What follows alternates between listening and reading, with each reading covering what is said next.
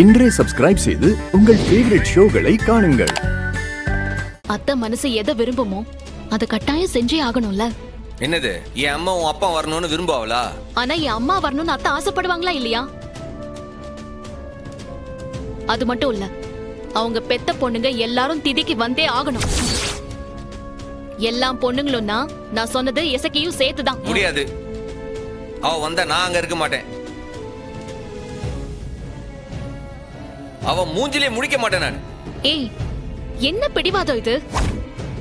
திரும்பவும் சொல்றேன், இதுல அத்தையோட விருப்பம் தான் முக்கியம்.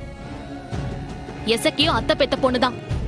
அவ இல்லாம நீ தேவசம் பண்ணனா அத்தை அதை ஏத்துக்கவே மாட்டாங்க. இந்த பிண்டத்தை மட்டும் காக்கா கொத்தலன்னு வை. இந்த திதி கொடுத்து எந்த பிரயோஜனமும் இல்லல.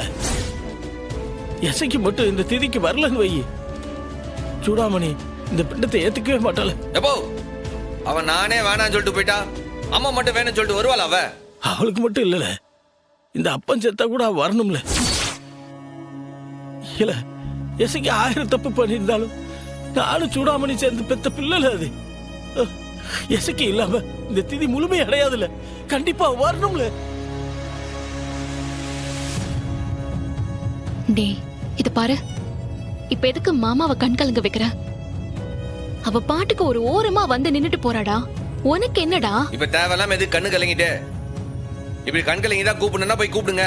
நான் போய் யாரையும் கூப்பிட போறது கிடையாது.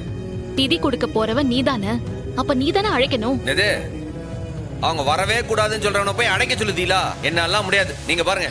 ஏய், நில்லு. நீ வர, எங்க அம்மா வீட்டுக்கு நீ வர. எசக்கிய மட்டும் இல்ல, எங்க அம்மாவையும் நீதான் அழைக்கணும். இல்லன்னா அவங்க வரமாட்டாங்க. அவங்க வரலன்னா இந்த திதிக்கு அர்த்தம் இல்லாம போயிடும். புரிஞ்சுக்கோ.